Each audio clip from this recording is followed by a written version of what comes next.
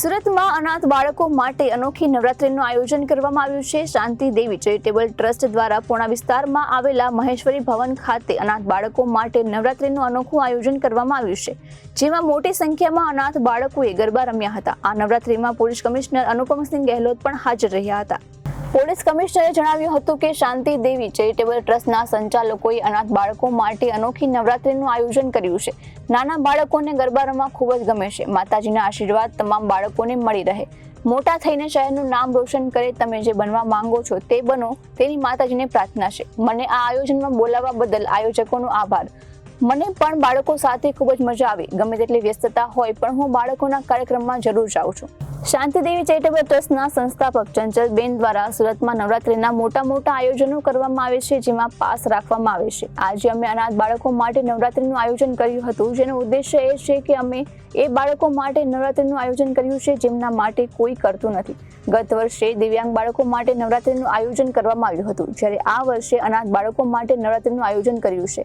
બે સંસ્થાના બાળકો નવરાત્રીમાં જોડાયા હતા, જેના માટે અલગથી પરમિશન પણ લેવામાં આવી હતી। આ નવરાત્રીના આયોજનમાં રાજકીય નેતાઓ, ધારાસભ્ય, કોર્પોરેટર અને સુરત પોલીસ કમિશનર અનુપમસિંહ ગહેલોત પણ આવ્યા હતા। શાંતિ દેવી ચેરિટેબલ ટ્રસ્ટના કન્વીનર પ્રકાશ નાગલાએ જણાવ્યું હતું કે અમને એવો વિચાર આવ્યો હતો કે લોકો નવરાત્રીમાં હરતા ફરતા હોય છે, પણ એવા બાળકોનું શું જેની આગળ પાછળ કોઈ નથી, તેવા બાળકોની નવરાત્રીનું શું, જેથી પૂર્ણા વિસ્તારમાં આવેલા મહેશ્વરી ભવન ખાતે અનાથ બાળકોનું નવરાત્રીનું આયોજન કરવામાં આવ્યું છે। 2-3 સંસ્થાના બાળકો સાથે ગરબા કર્યા છે, તેમને ઇનામ પણ આપવામાં આવ્યા છે। બાળકો સાથે રમીને આનંદિત થાય તેવો હેતુ છે।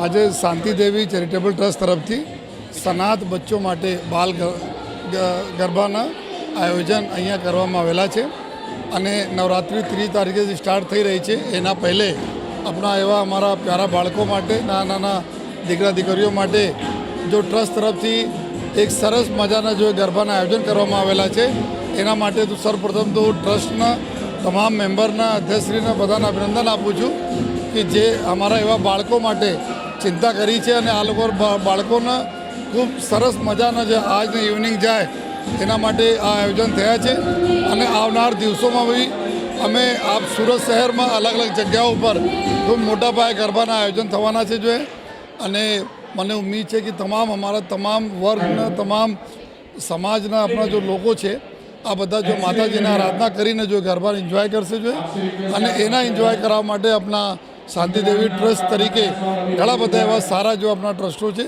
જો એવા લોકોને ચિંતા કરીને કરાવે છે, તેના માટે બધાને અભિનંદન અને ફરીથી માતાજીની કૃપા તમામ સુરતવાસીઓ પર રહે એવી પણ માતાજી વિનંતી કરીએ છીએ। મારું નામ પ્રકાશ નાગલા છે। હું અત્યારે શાંતિદેવી ચેરિટેબલ અમારા ટ્રસ્ટમાં કન્વીનર તરીકેની સેવા આપી રહ્યો છું।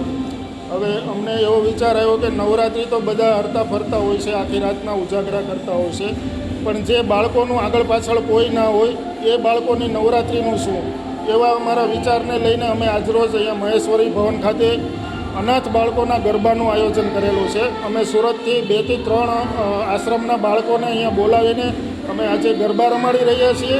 સાથે સાથે બાળકોને અમે ગિફ્ટ આપવાના છીએ। અમારે 2-3 સ્પોન્સરો બહુ મોટી ગિફ્ટ બી આપશે અને બાળકોને અહીંયા બેસાડશું અને બાળકો સાથે અમે જમીશું બધા અને બાળકો આનંદિત થાય એવી જ અમારી પેલી છે। चंचल बचानी,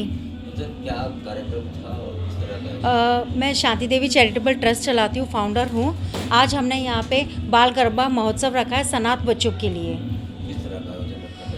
हम लोग यहाँ पे सूरत में काफ़ी बड़े इवेंट्स होते हैं नवरात्रि के लिए, जिसमें पासेस रख के बुलाया जाता है, बट हमारा उद्देश्य ये है कि हम इन बच्चों के लिए रखें जिनके लिए कोई नहीं कर रहा है। पिछले साल हमने विकलांग बच्चों के लिए किया था, इस साल हमने सनाथ बच्चों के लिए किया है। 2 अलग अलग संस्थाओं से आए हैं बच्चे और इसके लिए हमने गांधीनगर से स्पेशल परमिशन लेके इन बच्चों को यहाँ बुलाया है। हमारे कार्यक्रम में जिग्नेश भाई पाटिल सर आए थे और कमिश्नर आए थे, सीपी सर अनुपम गहलोत जी आए हुए थे और काफ़ी कॉरपोरेटर्स थे, MLAs आए हुए थे।